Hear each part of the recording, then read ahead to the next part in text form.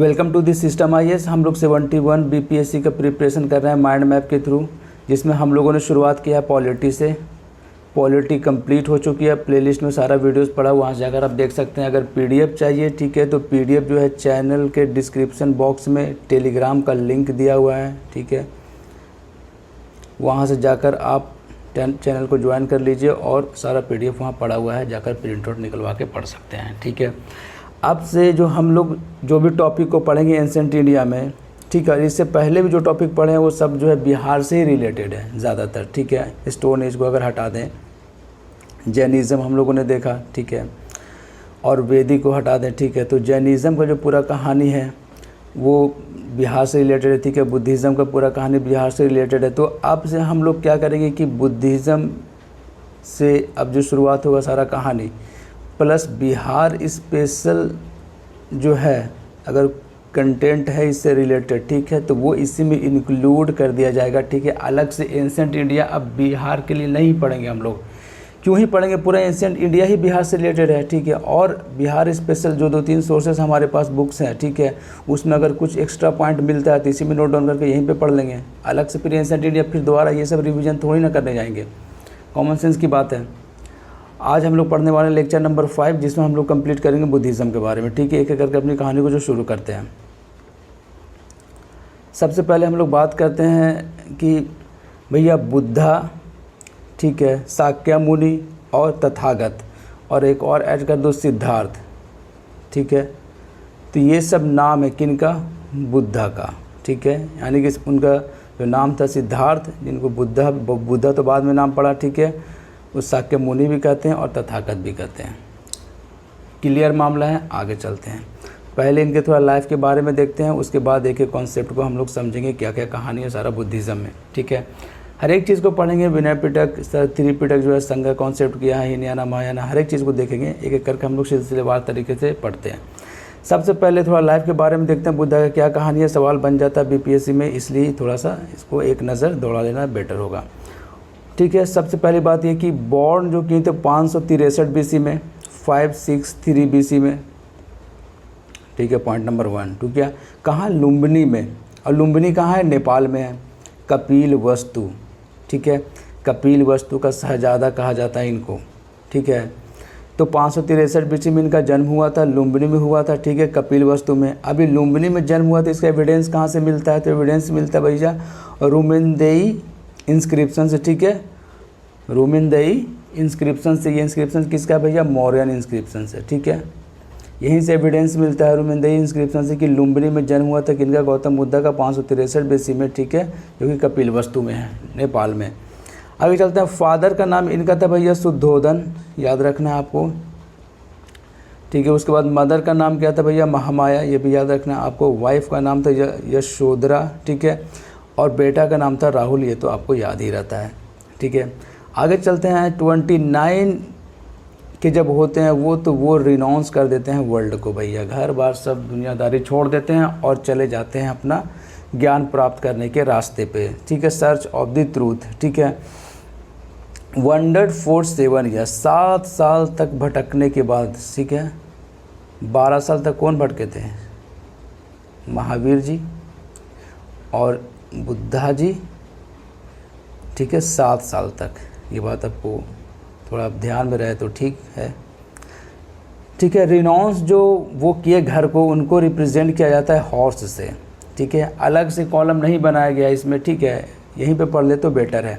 जो घर को रिनाउंस किए, ठीक है, उनको अगर रिप्रेजेंट किससे करना होता भैया, तो हॉर्स से। पहली बात तो ये। एक ऊपर जो वो बॉर्न हुए, ठीक है, कहाँ, लुम्बिनी में, तो बॉर्न को अगर दर्शाया जाता है तो वो किससे दर्शाया जाता है, लोटस से या बुल से। अगर कहीं पे लोटस दिया हुआ, इसका मतलब ये हुआ कि गौतम बुद्धा के जन्म के बारे में बात हो रही है, ठीक है। बुल रिप्रेजेंट भी सेम, वही सेम सिचुएशन बॉर्न के बारे में, ठीक है। रिनाउंस हॉर्स के बारे में, ठीक है। वंडर्ड फॉर 7 ईयर्स, आगे चलते हैं। अटेन नॉलेज एट दी बोध गया अंडर पीपल ट्री, ठीक है, इनलाइटमेंट। कहानी एकदम क्लियर है, क्रिस्टल क्लियर होना चाहिए कि भैया 7 साल भटकने के बाद कहाँ, बोध गया में, ठीक है, अंडर पीपल ट्री उनको इनलाइटमेंट मिला, ठीक है, नॉलेज मिला, ठीक है, कोई दिक्कत वाली बात नहीं है। Now he known as Buddha. देखो पहले उनको क्या कहा जाता था भैया, सिद्धार्था। अब जब ज्ञान प्राप्त हो गया तब इनका नाम क्या हो गया, बुद्धा। बुद्धा का मतलब द इनलाइटेंड वन, ठीक है, बुद्धा का मतलब क्या हुआ, द इनलाइटेंड वन। आगे चलते हैं, नोन एज द बुद्धा, ठीक है, और इनलाइटमेंट। फर्स्ट सरमन वो दिए, अब तो इनको ज्ञान प्राप्त हो गया तो कहीं ना कहीं फर्स्ट सरमन देंगे। तो फर्स्ट सरमन कहाँ दिए थे, सारनाथ में। सारनाथ कहाँ भैया, आपको पता है, वाराणसी। नोन एज धर्म चक्र परिवर्तन। अब ये जो फर्स्ट सरमन दिए इनको क्या कहा जाता है, धर्म चक्र परिवर्तन कहा जाता है, ठीक है।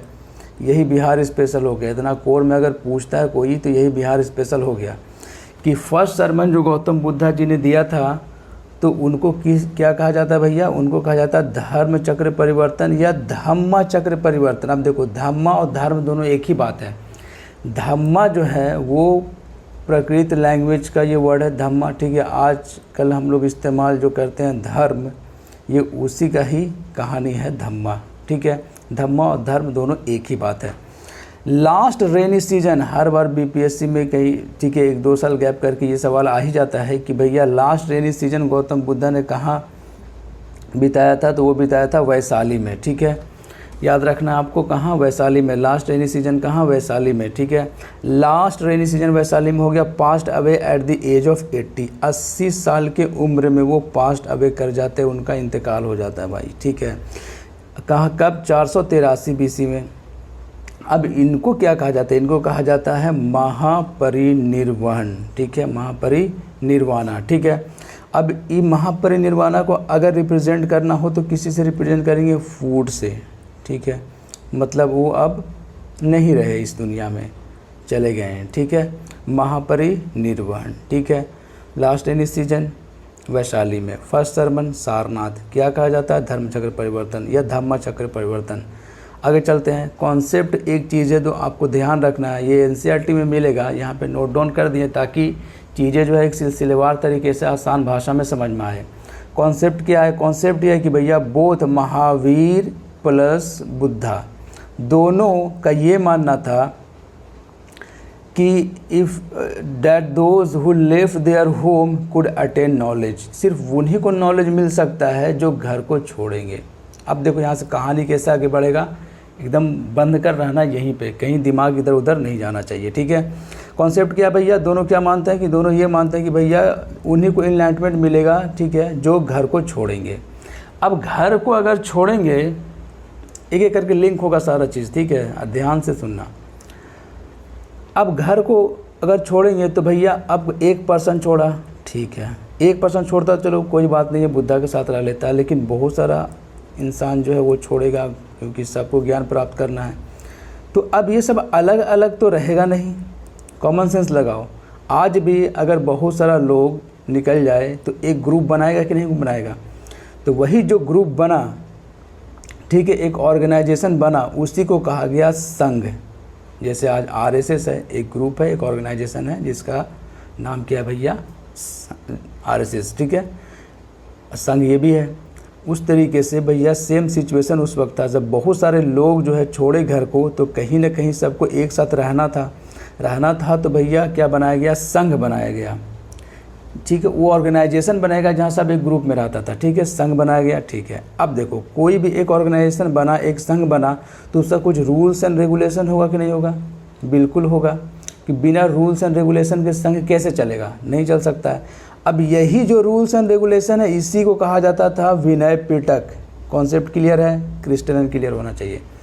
लिंक कहाँ से चल रहा है, कहानी चल रहा है कि भैया ज्ञान उन्हीं को प्राप्त होगा जो घर छोड़ेंगे। अब जब एक एक करके सारा इंसान जो है घर छोड़ने लगा, मतलब जिसको एक एक करके कहने का मतलब ये हुआ कि भैया जिसको ज्ञान प्राप्त करना है वो, ठीक है। अब हर बंदा तो नहीं छोड़ देगा, जिसको ज्ञान प्राप्त करना वो घर छोड़ने लगा, तो एक पूरा ऑर्गेनाइजेशन बना, सारे लोग मिलकर एक ऑर्गेनाइजेशन बनाए जिनको कहा गया संघ। अब संघ है तो कुछ रूल्स एंड रेगुलेशन होगा, ठीक है, रहने का कुछ तरीका होगा, भैया कैसे रहना है, उसी को कहा गया भैया विनय पिटक, ठीक है।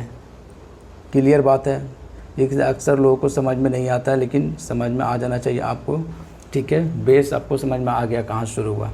3 पिटक के बारे में हम लोग पढ़ेंगे, ठीक है। पहला हम लोगों ने पढ़ लिया Vinaya Pitaka, rules and regulation for the nuns, ठीक है। आगे चलते हैं। उसके बाद है दूसरा है सुत्त पिटक। इस सुत्त पिटक क्या कहानी है? Contain sermon and teaching of the Buddha. जो भी बुद्धा ने बोला, जो भी सरमन दिया, उनको कहीं ना कहीं इकट्ठा किया जाएगा। वो जो इकट्ठा किया गया उनको क्या कहा गया भैया? उस बुक को क्या कहा गया भैया? सुत्त पिटक। ठीक है, ये सब सोर्सेस है जहाँ से हम लोग को पता चलता है सारा कहानी। उसके बाद तीसरा है अभिधम्म पिटक। ये अभिधम्म पिटक की क्या कहानी है? देखो, ये इसमें तो सिंपल सारी चीज़ें हो गई। जो बात गौतम बुद्धा जी ने कहा भैया, वो जो सरमन दिया उन्होंने वो कंपाइल कर दिया गया, सुत्त पिटक बना दिया गया। अभिधम्म पिटक की क्या कहानी है? अभिधम्म पिटक में फिलॉसफिकल, ठीक है, और साइकोलॉजिकल जो बातें हैं उनको अलग से रखा गया, जिसको कहा गया अभिधम्म पिटक। ठीक है, कंटेन फिलॉसफिकल, ठीक है, and psychological analysis of the Buddhist doctrine. ठीक है, इसको रखा गया फिलॉसफिकल, जैसे ही आएगा तुरंत मार देना धम्म पिटक। ठीक है, sermon of the Buddha simple वाला कहानी सुत्त पिटक के अंदर। ठीक है, Vinaya Pitaka rules and regulation for the Sangha. Clear है? आगे चलते हैं। उसके बाद हम लोग पढ़ते हैं डॉक्ट्राइन ऑफ बुद्धिज़्म। बुद्धिज़्म का डॉक्ट्राइन क्या है भैया? डॉक्ट्राइन क्या है कि निर्वाणा, यानी कि निर्वाण जो है can be attend if man is liberated from the cycle of the birth and death. जो बर्थ और डेथ का जो साइकिल है उससे जब तक इंसान बाहर नहीं निकलेगा तब तक उसको निर्वाणा नहीं मिल सकता है। निर्वाणा को क्या कहा जाता है जैनिज़्म में? कैवल्या। ठीक है, तो भैया निर्वाणा नहीं मिल सकता है आपको जब तक आप फ्री ना हो जाए, लिबरेटेड ना हो जाए cycle of the birth and the death से। ये है कॉन्सेप्ट क्या है किसमें भैया? बुद्धिज़्म में। यही डॉक्ट्राइन है। आ गया सवाल तो क्लियर होना चाहिए। 4 noble truth of the Buddha क्या है? देखो, ये सबको लगभग पता पर याद रहता नहीं है। दुख, यही तो है, सफरिंग ही तो है सबसे बड़ा प्रॉब्लम। और उसका मेन रीज़न क्या है? मेन रीज़न है भैया डिज़ायर, जो कि एनसीईआरटी में जो है वो विस्तार से हम लोगों ने देखा है। ठीक है, दुख, सफरिंग, समुद्या का मतलब क्या? वो कॉज ऑफ सफरिंग क्या है? ये 4 नोबल ट्रूथ है भैया, ऐसा होता ही होता है। निरोध का मतलब एंड ऑफ सफरिंग। ठीक है, और अष्टांगिक मार्ग मतलब कि वे क्या है भैया? Path led to end of suffering. क्या तरीका अपनाए जिससे ये सफरिंग ख़त्म होगा? यही 4 नोबल ट्रूथ है बुद्धा का। ठीक है, सवाल अगर आ गया एमसीक्यू में कि इनमें से कौन नहीं है तो आपको ध्यान में रखना है, या कौन है तो ये भी ध्यान में रखना है। ठीक है, दुख हो गया, समुदय हो गया, निरोध हो गया, अष्टांगिक मार्ग आपको पता है। अष्टांगिक मार्ग टोटल हम लोग देखेंगे अभी। ठीक है, रेनी सीजन। अब देखो कॉन्सेप्ट एक और क्या है कहानी। ठीक है, ये भी एनसीईआरटी का ही सारा कहानी है। रेनी सीजन में क्या होता है? देखो, difficult to move, difficult to travel होगा कि नहीं होगा? बिल्कुल होगा। ठीक है, तो टेम्प्रोरी शेल्टर जो है बनाया गया। ठीक है, रेनी सीजन में डिफ़िकल्ट होगा मूव करना कि नहीं होगा? ट्रेवल करना, मूव करना होगा कि नहीं होगा? होगा भैया, बिल्कुल होगा। तो भैया टेम्प्रोरी शेल्टर बनाया गया मॉन्क के लिए। ठीक है, संघ के लिए। तो अब क्या होगा? उसके बाद पता ये चलता है कि भैया अब टेम्प्रोरी शेल्टर से काम नहीं चलेगा, कहीं गार्डन में झोपड़ी लगाकर नहीं रहेंगे हम लोग, अब परमानेंट शेल्टर चाहिए। ठीक है, जब परमानेंट शेल्टर की बात हुई भैया तो बनाया गया मोनेस्ट्रीज़। ठीक है, रहने की जगह ये। ठीक है, खास करके रेनी सीजन में were built and this were known as the Bihar. तो मामला एकदम क्लियर है कि बिहार किस लिए इस्तेमाल होता था? रहने के लिए पर्पस से। ठीक है, परमानेंट शेल्टर था ये बनाया गया संघ के लिए, मॉन्क के लिए। ठीक है, क्यों? क्योंकि रेनी सीजन में मूव करना बहुत दिक्कत होता था। ठीक है, तो कहीं ना कहीं एक प्लेस पर रहना पड़ता था उन लोगों को, तो रहने के लिए कोई ना कोई जगह तो चाहिए। तो जगह चाहिए तो शुरुआत में जो है वो टेम्प्रोरी शेल्टर बना दिया जाता था। ठीक है, राजा के द्वारा, या जिस एरिया में गया वहाँ पे कोई अमीर आदमी तो बनवा दिया भाई। ठीक है, लेकिन इन लोगों को बाद में रियलाइज़ हुआ कि ऐसे काम नहीं चलेगा, हम लोग को परमानेंट शेल्टर बनाना पड़ेगा। ठीक है, तो परमानेंट शेल्टर बनाया गया मोनेस्ट्रीज़ के तौर पे, जिसको कहा गया बिहार। ठीक है, आगे चलते हैं। जैसे एक है पाटलिपुत्रा में, कौन सा भाई monastery? Ashok Ram monastery is in Pataliputra. Question आया हुआ है ये। ठीक है, एग्ज़ाम में, अशोक राम मोनेस्ट्री पाटलिपुत्र। ठीक है, आगे चलते हैं। क्लियर है। बिहार रहने की जगह थी, ठीक है। डिफ़िकल्टी होने लगी रेनी सीजन में, तो भैया पहले टेम्प्रोरी शेल्टर बनाया जाता था, लेकिन उसके बाद परमानेंट शेल्टर का नीड हुआ तो भैया बनाया गया मोनेस्ट्रीज जिसको कहते हैं बिहारा, ठीक है। आगे चलते हैं। अष्टांगिक मार्ग देखते हैं हम लोग। 8 अष्टांगिक मार्ग है, ठीक है, क्लियर है। अब देखो, right view, know the truth. पहले तो आपको सच्चाई जानना है सर, ठीक है, तभी आप सफरिंग से जो है बाहर निकल सकते हैं। राइट नैरेटिव्स, ठीक है, free your mind from evil. सारे बुराइयों से आप दूर रखिए अपने दिमाग को, ठीक है। राइट स्पीच, सही बोलिए आप। Don't hurt others with your speech, ऐसा ना बोले कि दूसरे को जो है वो हर्ट हो, ठीक है, ये आपको ध्यान रख के बात करना है। Right action, do good for others, ठीक है, अच्छा काम करें दूसरों के लिए। राइट लाइवलीहुड, रिस्पेक्टफुल लाइफ जिए आप, ठीक है। राइट एफर्ट्स, रेसिस्ट एविल, ठीक है। उसके बाद राइट कंसंट्रेशन, मेडिटेशन करें आप, ठीक है। Right mindfulness, control your thought, ठीक है, इधर उधर जो थॉट जाता है उसको आप कंट्रोल करें, सीखें, मेडिटेशन करें, रेसिस्ट करें एविल को, ठीक है। रिस्पेक्ट करें अपने लाइफ को, ठीक है, ऐसा बोले दूसरों को तकलीफ़ ना हो भैया, ठीक है। Free your mind from the evil, know the truth. ये अष्टांगिक मार्ग है बुद्धा का, ठीक है। ये अगर आप अपनाओगे तो आपको जो है वो जो आपको डिज़ायर है, जो इच्छा है, ठीक है, जो सफरिंग है, वो क्या होगा, ख़त्म होगा। आगे चलते हैं, ठीक है। उसके बाद हम लोग पढ़ते हैं भैया बुद्धिज़्म, स्कूल ऑफ बुद्धिज़्म कौन कौन सा है। 3 स्कूल ऑफ बुद्धिज़्म हम लोग पढ़ेंगे, हीनयाना और थेरवाद, एक ही बात है, ठीक है। ऑर्थोडॉक्स कहानी है इसकी, सबसे पुराना है ये। उसके बाद पढ़ेंगे हम लोग महायाना, ठीक है। उसके बाद पढ़ेंगे वज्रयान, ठीक है, लेटेस्ट वाला कहानी। एक एक करके हम लोग देखते हैं क्या है। सबसे पहली बात तो ये कि हीनयाना या थेरवाद, ठीक है, अशोका इसको जो है पैट्रोनाइज किया था। आगे चलते हैं। पाली लैंग्वेज, यहाँ पे लैंग्वेज इसलिए दिया गया कि देखो अभी पाली लैंग्वेज इस्तेमाल हो रहा है, ठीक है। अब ये इरेलीवेंट मत समझो इसको कि भैया देखो पाली लैंग्वेज अभी इस्तेमाल हो रहा है, हीनयाना में बहुत पुराना ये ऑर्थोडॉक्स कहानी है इसका, ठीक है। और उसके बाद देखो संस्कृत लैंग्वेज इस्तेमाल होने लगा, अब तो भैया मिलावट होने लगा बुद्धिज़्म में। आगे चलते हैं, ठीक है। पाली लैंग्वेज, ठीक है। उसके बाद ओल्ड फॉर्म ऑफ बुद्धिज़्म, सबसे ओल्ड फॉर्म ऑफ बुद्धिज़्म क्या है भैया, हीनयाना या थेरवाद, ठीक है। उसके बाद Buddha as a human being, इसमें बुद्धा को गॉड नहीं माना जाता है सर, क्या माना जाता है, एज ए ह्यूमन बीइंग, ठीक है। Don't believe in idol worship, कोई आइडल वर्शिप नहीं किया जाता है हीनयाना में, पहली बात। दूसरी बात क्या भैया कि एज ए ह्यूमन बीइंग माना जाता है बुद्धा को, ठीक है। पाली लैंग्वेज इस्तेमाल होता था उस वक्त, ठीक है। एंड ये oldest form of the Buddhism है, अशोका इसको पैट्रोनाइज किया था उस वक्त, तो भैया उतना पुराना तो यही होगा, हीनयाना ही होगा, थेरवाद ही होगा, ठीक है। उसके बाद हम लोग देखते हैं महायाना। महायाना की क्या कहानी है, कनिष्का और हर्ष इसको जो है पैट्रोनाइज किया था। कनिष्क के टाइम में ही तो वर्शिप शुरू हुआ कहानी आइडल का, ठीक है।